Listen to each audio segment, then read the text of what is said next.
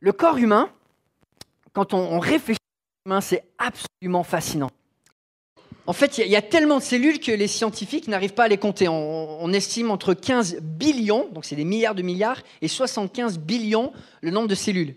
Et chaque cellule est faite de 100 billions d'atomes. Ce sont des chiffres qui sont vraiment difficiles à comprendre. Si par exemple on prend une moyenne de cellules de 50 billions d'atomes et qu'on les transformait en Lego, et qu'on construisait par exemple, je ne sais pas s'il y a des fans de Star Wars, un Millennium Falcon. Combien pensez-vous qu'on pourrait en construire avec des blocs de Lego à taille réelle? Plus de 3 200 000. Si on prenait juste les cellules en tant que blocs pour construire des vaisseaux spatials de la taille de notre église. Les cellules à la surface de la peau ne vivent pas plus d'1 mois. En réalité, à la fin de mon message, vous en aurez perdu plus de 1 million. On a une machinerie à l'intérieur de nous où tous les moments, on perd plus de 100 millions de cellules qui se renouvellent en même temps. Entre 30 000 et 40 000 cellules de peau meurent chaque minute. Dans notre corps, on a plus de 200 à 300 sortes de cellules. Les globules rouges comptent à peu près 80% de ces cellules et elles vivent environ 4 mois. Les globules blancs vivent environ 13 jours, les cellules du foie environ 18 mois et d'autres cellules un peu spéciales comme celles du cerveau, on les garde toute la vie et puis quand elles meurent, elles ne se font pas remplacer, dommage. Mais le corps humain, c'est une machinerie tellement complexe et éventuellement, on le sait, notre corps va nous lâcher. Et au niveau des cellules, ça se passe de 2 manières différentes. En gros, je ne suis pas biologiste, vous l'avez déjà compris. Mais il y a deux processus qui font que les cellules arrêtent de donner la vie. Une, c'est elles arrivent à une fin, ça s'appelle la sénescence, où elles arrêtent de se reproduire. Et les cellules qui arrêtent de se reproduire, finalement, le corps va mourir à cause de ça. Et la deuxième cause qui crée la mort, c'est quand les cellules n'arrêtent pas de se reproduire. Et elles ont plus ce programme en elles qui font qu'elles s'autodétruisent après s'être reproduites. Ça s'appelle le cancer. Quand des cellules dysfonctionnelles continuent de se reproduire et n'arrivent pas à s'arrêter. Et c'est frappant parce que quand on regarde à la Bible, la parole nous compare l'Église au corps de Christ et on voit les deux mêmes effets s'accomplir dans le corps de Christ. Il y a 2 choses finalement qui vont causer la mort des églises. C'est quand on arrête de se reproduire, de retransmettre, ou quand on a des faux enseignements et qu'on commence à transmettre des cancers, des choses qui ne sont pas en règle avec la vérité de Christ. Les parallèles sont vraiment fascinants. Et je le dis souvent avec sobriété, toutes les églises locales, un jour, finissent par mourir. Il n'y a aucune église locale qui est encore là du temps de Jésus. Et la seule manière que la vie continue, c'est qu'on transmette l'évangile comme Dieu nous l'a donné. Et on continue alors encore aujourd'hui notre série dans l'épître de Tite, l'évangile en action. C'est une lettre très pratique ayant pour but la formation d'églises saintes, d'églises en bonne santé sur l'île de Crète, là où Tite a été envoyé. Paul annonce l'appel de l'évangile en introduction à cette épître. Il continue avec les qualifications des leaders du corps de Christ, des anciens, les gardiens de l'évangile. Ensuite, il va donner des instructions pour que le corps de Christ reste en bonne santé. Premièrement, avec des avertissements contre les faux enseignements. Ailleurs, en 2 Timothée, Paul va appeler les faux enseignements de la gangrène. C'est un cancer qui se propage et qui détruit tout. Mais il faut s'en séparer. Et puis il continue, alors qu'on arrive au chapitre 2, avec un accent sur la transmission. Sur notre rôle en tant que membres du corps de Christ, d'être des ambassadeurs du corps de Christ, là où Christ nous a placés. Peu importe là où nous sommes, peu importe qui nous sommes, Dieu nous donne d'être des ambassadeurs pleinement équipés pour refléter son évangile. Et Paul, il est clair, si on veut une église en bonne santé, une église qui propage l'évangile, il faut avoir cet ADN de transmission à tous les niveaux et pour tous les membres de l'église. Je vous invite à lire avec moi la parole de Dieu en Tite, chapitre 1, versets 1 à 10. Nous allons regarder à 4 ambassadeurs de l'évangile pour se concentrer plus particulièrement ce matin sur les ambassadeurs de l'évangile, les hommes mûrs. Tite, chapitre 2, versets 1 à 10. Quant à toi, dis ce qui correspond à la saine doctrine. dit que les vieillards doivent être sobres, respectables, réfléchis, solides dans la foi, l'amour et la persévérance. De même, les femmes âgées doivent se comporter comme il convient à des servantes de Dieu. Elles ne doivent pas être médisantes, ni esclaves de la boisson, mais enseigner ce qui est bien.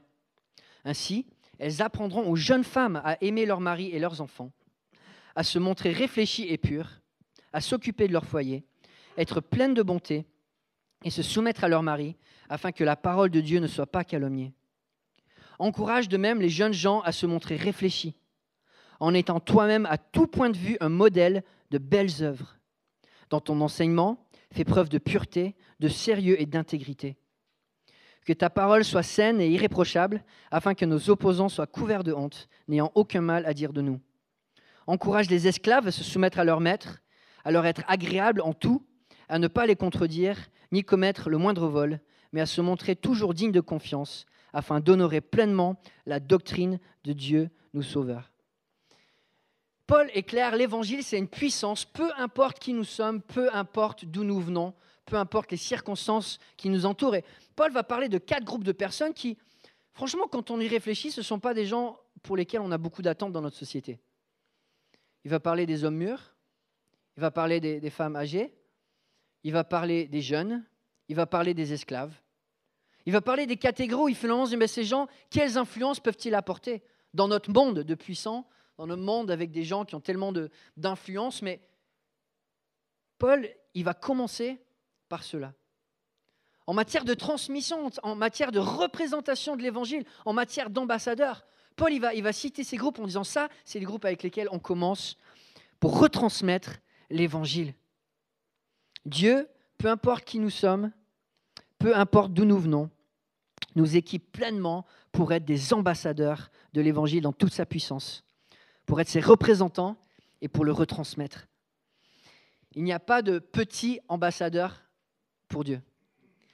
Et je pense que voilà, on peut regarder à notre arrière-plan, la Bible dit souvent, Dieu n'a pas sauvé beaucoup de nobles, beaucoup de grands, et on se dit, mais Dieu, quelle influence est-ce que je peux avoir ? Et la Bible nous rappelle, il n'y a pas de petits ambassadeurs de l'évangile, parce que l'évangile est un grand évangile. En arrivant à ce passage, Paul fait un contraste. Il commence en disant « Quant à toi, dis ce qui correspond à la saine doctrine ». Il met en contraste avec les versets d'avant qu'on a vus la semaine dernière sur les faux enseignants, qui eux cherchent d'avoir une influence qui ressemble à celle des grands du monde, que eux cherchent à gagner de la place dans l'Église avec des mauvaises motivations, avec un cœur qui n'est pas au bon endroit, avec un cœur qui est malsain. Et l'évangile, c'est tout le contraire. Toi, au contraire, confie-toi en l'Éternel qui utilise les choses faibles de ce monde pour confondre les fortes. Et les premiers ambassadeurs de l'évangile que Paul cite dans ce passage, ce sont les hommes mûrs. La version que j'ai lue le traduit par vieillard, mais c'est un terme qu'on pourrait traduire par homme mûr. Dans Philémon, Paul se réfère lui-même, alors qu'il est dans la soixantaine, comme un homme mûr. C'est un terme dans les écrits grecs qui fait référence à des hommes dès la cinquantaine. Donc c'est pas, voilà, quand on utilise le mot vieillard dans notre société, c'est souvent péjoratif. Paul parle simplement des gens qui sont arrivés à ce dernier stade de la vie. Et il faut se rappeler aussi qu'à l'époque de Paul, sans la médecine, sans le confort de l'hygiène moderne, c'est certain, les effets du vieillissement apparaissaient plus tôt. Et on pouvait entrer dans cette dernière phase de la vie, et on le voit dans des gens qui ont beaucoup souffert dans leur vie, arrivent dans cette dernière phase de la vie, des fois un peu plus tôt. Comme mon épouse le dit souvent, ce qui compte pour une voiture, ce n'est pas l'âge, mais c'est le kilométrage. Mais dans tous les cas, ce n'est pas un terme qui est péjoratif, c'est simplement pour faire référence à ces personnes qui sont rentrées dans cette dernière phase de la vie, l'âge d'or. Dans l'Antiquité, ce groupe était aussi plus faible de nos jours. Quand on regarde à l'histoire de l'humanité, l'espérance de vie il y a 200 ans, c'était 35 ans. Dans l'histoire de l'humanité, il y a 1 personne sur 10 qui arrivait à 60 ans, alors que de nos jours, 9 personnes sur 10 arrivent à 60 ans. Donc quand on parle de personnes qui arrivent à cet âge d'or, on parle de beaucoup d'entre nous et du futur de la majorité d'entre nous. En 2050, 1 personne sur 3 aura plus de 60 ans. Mais alors qu'une grande partie de notre société regarde avec dénigrement la vieillesse, on le voit, la Bible, elle va en parler de manière très positive. On le voit, la société cache les personnes âgées, mais la Bible les met en honneur. La société réduit à un rang secondaire l'influence des personnes âgées. La Bible décrit leur influence comme indispensable pour le bon fonctionnement de l'Église. La société voit nos aînés comme dépassés. La Bible les décrit comme des sages quand ils ont grandi dans la parole. La société n'attend pas grand-chose des aînés. La Bible nous dit qu'au travers d'eux, Dieu veut faire de grandes choses. La société nous dit que l'âge d'or, ce n'est pas le moment de donner, c'est le moment de recevoir. Et la Bible nous dit qu'au contraire, les anciens ont énormément à donner et à transmettre à la prochaine génération. La société voit la vieillesse comme une faiblesse. Et la Bible nous dit que quand nous sommes faibles, nous sommes forts. Et Paul, en parlant des ambassadeurs, il commence avec les personnes mûres. Et il a des grandes attentes pour eux. Et c'est ce qu'on voit au verset 2. Il va dire que les hommes mûrs doivent être sobres, respectables, réfléchis, solides dans la foi, l'amour et la persévérance. Paul, il ne dit pas, voilà, l'âge d'or, c'est l'âge où on se relaxe, où on est à la retraite de la vie chrétienne. Au contraire, c'est un âge où Dieu veut nous utiliser avec puissance, comme il a envie de le faire avec nous dans toutes les circonstances et toutes les saisons de la vie. Il n'y a pas de petits ambassadeurs pour Dieu. Dans notre société, le vieillissement est perçu de manière négative. Les personnes âgées sont mises à l'écart. Paul, au contraire, pour une vie saine de l'Église, il commence par là. Il va commencer par là. Parce que la manière avec laquelle se comportent les personnes mûres dans l'Église va donner le ton pour toute l'Assemblée. La manière dont les hommes mûrs reflètent le modèle de la vie chrétienne va donner le ton pour toute l'Assemblée. Et ils sont des acteurs indispensables, essentiels à la transmission de l'Évangile. Et on le voit au travers de 3 manières dans ce verset que Paul nous donne. Le premier, c'est un témoignage de vie. Paul appelle les personnes mûres à avoir un témoignage de vie puissant. Les hommes mûrs sont appelés à être sobres et respectables. Avoir le témoignage d'une vie droite, pas d'excès et d'addiction, mais de maîtrise de soi. Le terme pour sobre est traduit dans certaines versions comme tempéré, comme sobre d'esprit. Quelqu'un de sobre, c'est quelqu'un qui n'est pas contrôlé par des circonstances ou des substances extérieures, mais qui sait gérer sa vie, son temps, ses ressources et ses priorités. Et c'est une qualité envers laquelle nous voulons tous aspirer. Alors c'est vrai, des fois on se dit les excès, c'est plutôt quelque chose qu'on fait quand on est jeune. Et quand on vieillit, on devrait être plus mesuré. Tout comme l'adulte est plus raisonnable que l'enfant, l'aîné devrait être plus raisonnable que l'adulte. Et Paul met vraiment la barre haute parce que les personnes âgées sont les modèles les plus travaillés et les plus raffinés de la vie chrétienne. Et Paul, il met la barre haute pour les anciens de l'Église. Et pour nous qui un jour allons devenir anciens. Quand on y arrive, nous devons être des modèles de sobriété, de vie avec une bonne gestion du temps, des ressources et des priorités. Et Dieu nous appelle à être des modèles à chaque fois pour les générations d'en dessous. Quand on est en présence d'enfants, on fait attention à ce qu'on dit, on fait attention à ce qu'on fait, parce qu'on sait que l'image qu'ils ont des adultes, c'est celle qu'ils vont imiter. Et du coup, on fait attention de notre comportement face à des enfants. Et puis quand on devient un homme mûr, on doit faire attention à notre comportement face à des adultes plus jeunes.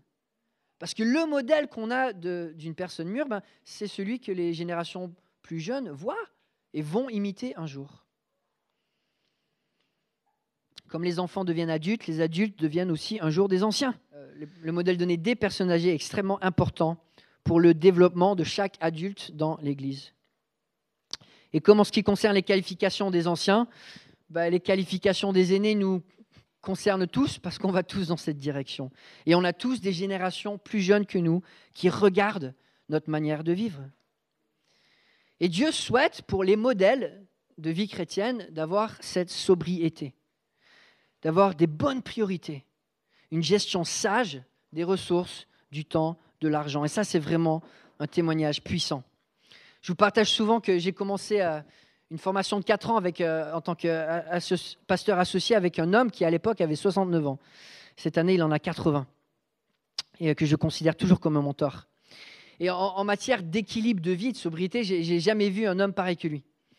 Il était tellement engagé dans sa vie de piété, dans sa vie de prière, dans son témoignage autour de lui. C'était vraiment un modèle à imiter.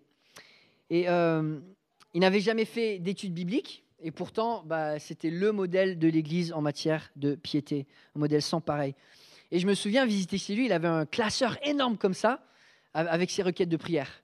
Pour la famille, pour les gens autour de lui, pour les missionnaires. Et il collectionnait les requêtes de prière. Et tous les matins, pendant 1 heure, il priait avec son épouse. Et avec un témoignage comme ça, il y a du poids derrière quand il va parler aux gens. Et je me souviens, il voulait toujours être intentionnel les dimanches matins au culte. Et souvent, je le voyais mettre la main sur l'épaule d'un homme en disant « Mon frère, est-ce que tu pries avec ta femme ?» Et il y avait tellement de poids dans ces paroles. Et je me disais, on le voyait, mais j'ai envie d'être vieux comme lui et un jour pouvoir faire ça à quelqu'un. Tu vois, de dire, mais est-ce que tu pries avec ta femme? Il voyait les jeunes dans l'église, il les prenait à part et leur disait, mais comment ça va avec ta vie de pureté? Et il avait cette sobriété de vie où il inspirait la confiance et il avait cet engagement auprès des gens où il pouvait avoir avec confiance ces paroles directes, ces paroles d'amour, ces paroles qui permettaient de construire l'église parce que lui, en premier, était un homme sobre, un homme dont la vie de piété pouvait nous inspirer. Et le témoignage de vie sobre, intentionnelle des personnes mûres est tellement, tellement important pour l'Église. Et notre Église, elle vit, elle survit, comme de nombreuses églises évangéliques en France, à cause de la sobriété, de l'engagement et des sacrifices des personnes mûres qui donnent du temps, de l'énergie et du cœur. Dieu souhaite des personnes mûres qui soient sobres et que nous avancions tous dans cette direction. La deuxième qualification dont Paul fait mention, c'est d'être respectable, que leur manière de vivre inspire le respect. Est-ce que notre manière de vivre inspire le respect? Le terme ici peut être traduit par honorable, digne, vénérable, sérieux. Une personne respectable est une personne dont la vie est droite, dont la parole est droite, elle n'est pas superficielle, elle n'est pas frivole. Elle ne prend pas les choses de Dieu à la légère ou le péché à la légère parce qu'elle connaît le poids et les conséquences du péché. Et elle connaît le fruit d'une vie vécue avec Dieu. Et à quel point notre génération a besoin de modèles comme ça. De personnes qui inspirent le respect, de personnes qui sont honorables parce qu'ils prennent la vie chrétienne au sérieux et qui ne prennent pas le péché à la légère. Nous avons besoin d'aînés respectables dans nos vies parce que leur sagesse est immesurable. Je me souviens, il y a quelques années, avant de venir en France, j'étais dans un groupe d'hommes et on partageait un petit peu notre vie de mariage. Et à un moment, je me confiais en disant, à cause de la santé de mon épouse, il faut que je fasse ça, il faut que je fasse ça à la maison. Et un homme mûr que je respectais beaucoup, Jim Davis, qui lui était veuf, et remarié plus tard, mais qui est vraiment un homme que je respectais beaucoup, il me regarde et il me fait « Philippe, il n'y a rien que tu dois faire. Tu as le privilège de faire ça pour ton épouse. » Et le poids des paroles d'une personne sage dans ma vie, ça m'a donné une nouvelle perspective et je me souviendrai de ces mots toute ma vie.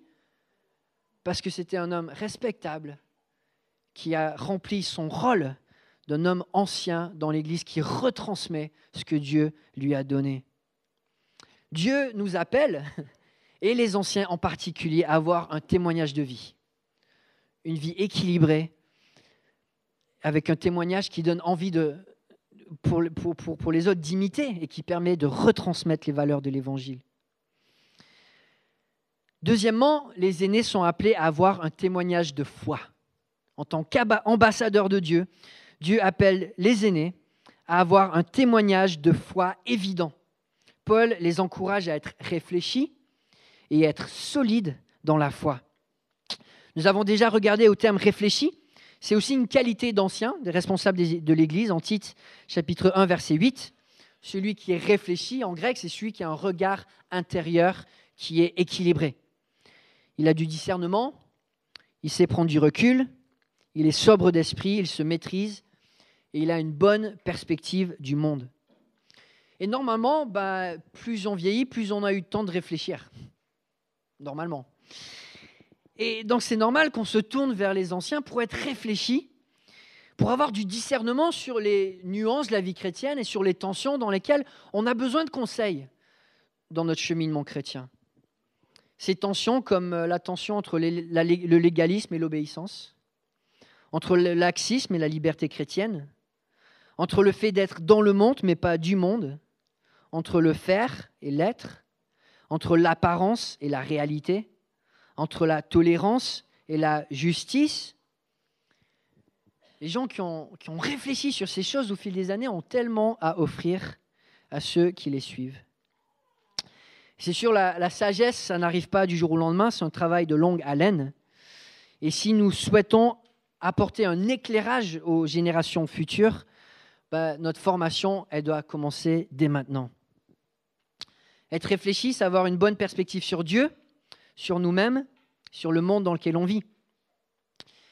Et c'est tellement important d'avoir cette perspective équilibrée et honnête sur qui Dieu est, sur la réalité du monde et qui nous on est aussi. Et quand on veut faire des disciples ou qu'on veut modeler la vie chrétienne, c'est important d'avoir un regard honnête sur notre propre personne et d'être prêt à être vulnérable et montrer nos propres erreurs aussi, montrer nos propres faiblesses, pas donner une image de nous qui est trop parfaite, trop lisse, parce qu'on est tous pécheurs et il n'y a personne qui se reconnaît là-dedans. Je me souviens encore et ça c'était une des qualités que j'appréciais le plus chez mon mentor, d'être assis à côté de lui quand il y a un homme qui rentre dans son bureau, en colère, critique après critique, insulte après insulte. Et mon mentor lui répond « Mais écoutez, monsieur, vous ne connaissez même pas la moitié de mes défauts. » Mais il avait cette attitude de toujours confesser ses erreurs, ses lacunes, son manque d'amour pour son épouse, les défis qu'il avait avec la gestion du temps, ses besoins d'avoir plus de sagesse, de connaissances bibliques. Et c'est un homme qui était humble, constamment en train de se remettre en question.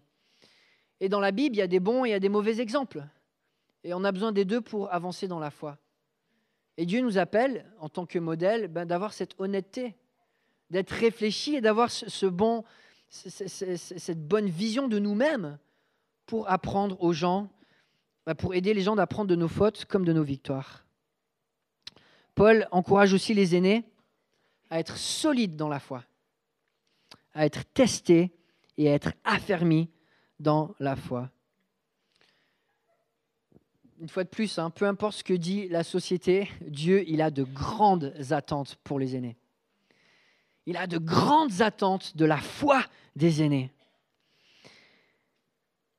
Et parce que Dieu a de grandes attentes, c'est important qu'à tout âge, on soit imbu, on soit rempli de cette foi. Notre témoignage de foi, il continue d'être puissant pour toutes les générations. J'aime bien le psaume 71, écrit par un homme âgé à la fin de sa vie. Et il arrive à la fin de sa vie et pourtant on voit qu'il a tellement soif de la gloire de Dieu et d'être utilisé par Dieu encore. Psaume 71, versets 17 et 18, il est écrit « Ô Dieu, tu m'as instruit dès ma jeunesse et jusqu'à présent j'annonce tes merveilles.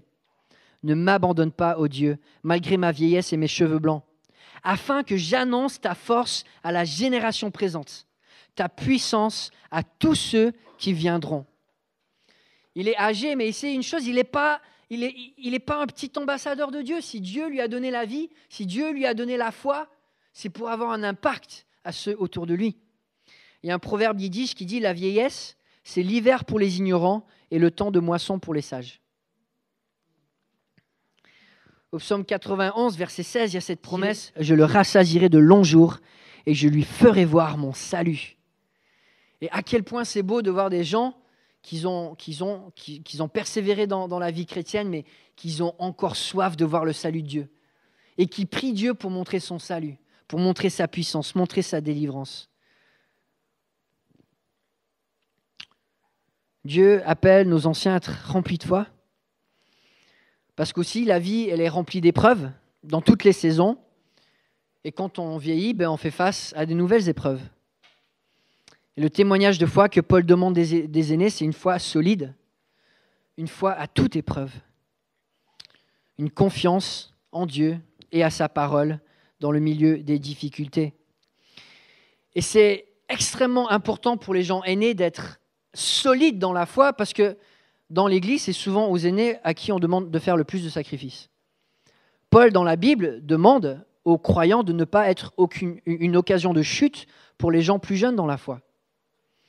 Et les gens qui ont plus d'années de foi, c'est souvent eux qui doivent être prêts à être le plus flexibles dans leur manière de vivre pour ne pas être une occasion de chute pour les jeunes.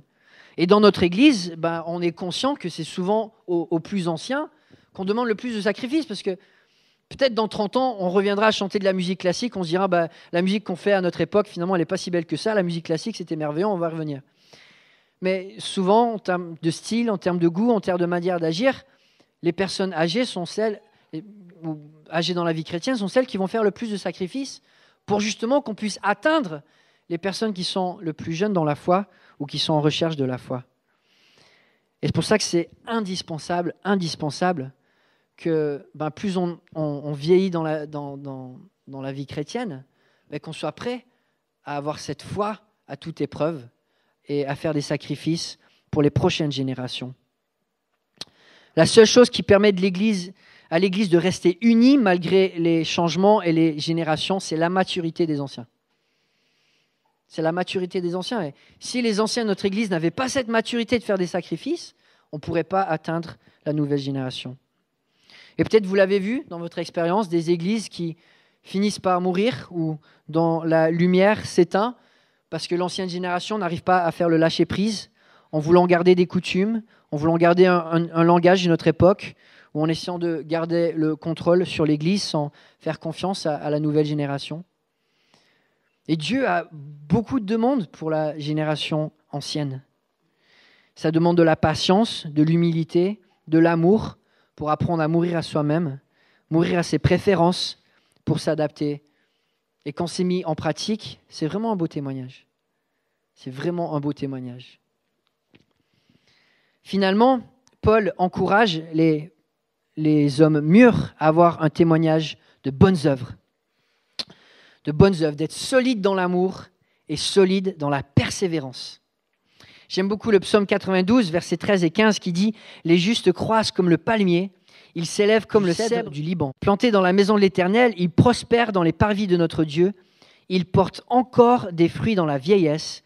Ils sont pleins de sève et verdoyants. » Et Paul, il nous dit, le psalmiste nous dit, voilà comment moi je m'imagine vieillir, ou comment je veux vieillir, être rempli dans mon sang de cette énergie qui vient du Seigneur et de bonnes œuvres, de continuer de porter du fruit, même dans l'âge mûr, dans l'amour et la persévérance. Quand Paul écrit cette lettre à Tite, le thème central, c'est l'évangile en action. L'évangile en action. Et c'est ce que Paul demande des hommes mûrs et de chacun de nous en tant qu'ambassadeurs de Christ, que nous puissions être remplis de bonnes œuvres. Et là, il met en évidence l'amour et la persévérance. L'encouragement de Paul pour les hommes mûrs, c'est d'être solide dans l'amour. Une fois de plus, Dieu a de grandes attentes. Et Dieu attend de nous que nous puissions se développer dans cette direction, d'être vraiment forts, solides, équilibrés dans l'amour que nous donnons autour de nous. Et c'est vrai que plus on vieillit, plus finalement aimer, c'est aussi difficile d'un certain sens. Quand notre corps ralentit, c'est plus difficile d'être patient. C'est plus difficile d'être optimiste. C'est plus difficile d'être de bonne humeur. C'est plus difficile d'être flexible. Et dans ces moments difficiles, l'amour de Dieu, il a un témoignage extrêmement puissant. Et Dieu met la barre haute. Il s'attend que plus nous avançons dans la foi, plus notre amour reste solide, même si ça devient plus difficile. En tant qu'ambassadeur d'un évangile divin, Dieu nous appelle à nous surmonter dans toutes les circonstances. Nous n'avons pas un évangile d'homme, mais un évangile de Dieu, et il nous appelle à nous dépasser. Il n'y a pas de retraite pour le christianisme. Il n'y a pas de moment où on atteint un stage où on se dit « j'ai plus besoin de l'Église, l'Église n'a plus besoin de moi ». Il n'y a pas de retraite dans le combat contre le péché, pas de retraite dans notre appel à proclamer l'Évangile, pas de retraite dans notre charge pour faire des disciples, pas de retraite pour notre mission de faire des bonnes œuvres. Dieu ne nous abandonne jamais, et de même, il nous appelle à persévérer. En Ésaïe 46, verset 4, il est écrit « Jusqu'à votre vieillesse, je serai le même, jusqu'à votre vieillesse, je vous soutiendrai. Je l'ai fait, et je veux encore vous porter, vous soutenir et vous sauver. » Peu importe les circonstances. Et je trouve ça quand même magnifique que Paul va parler des ambassadeurs de l'Évangile. Et il commence par les hommes mûrs, par les femmes âgées, par les jeunes, par les esclaves. Et peu importe d'où nous venons, peu importe où nous sommes, peu importe qui nous sommes, si nous sommes en Christ, que nous soyons jeunes ou moins jeunes, employés ou non employés, mariés ou célibataires, étudiants ou enseignants, il n'y a pas de petit ambassadeur pour cet évangile puissant que Dieu nous a donné. Et que Dieu nous donne, par la puissance de l'évangile, de nous surmonter en toutes circonstances pour proclamer haut et fort ce que Dieu nous a donné. Amen. Prions. Oui, Père Céleste, premièrement, je veux juste te remercier pour le témoignage de personnes qui ont enduré dans la foi en montrant ces qualifications dont Paul nous partage. Et quelle bénédiction de pouvoir recevoir dans notre assemblée d'hommes et de femmes de Dieu qui t'aiment et qui persévèrent dans leur amour, qui persévèrent dans des vies sobres où ils font des sacrifices pour les autres, qui persévèrent dans une vie qui est respectable, honorable, qui te met en honneur, qui persévèrent dans le combat contre le péché. On te remercie, Père Céleste, pour ces hommes et ces femmes qui réfléchissent et qui ont réfléchi sur leur propre vie spirituelle, sur les dangers de notre monde, sur la beauté du Dieu qu'on adore et qui retransmettent ces choses aux générations suivantes. Et Père Céleste, alors que chacun de nous vieillissons jour après jour, appelle-nous à aspirer à ces qualités, que nous puissions être des hommes et des femmes mûrs, de plus en plus, qui peuvent transmettre avec force ce que tu nous donnes. En ton nom on prie. Amen.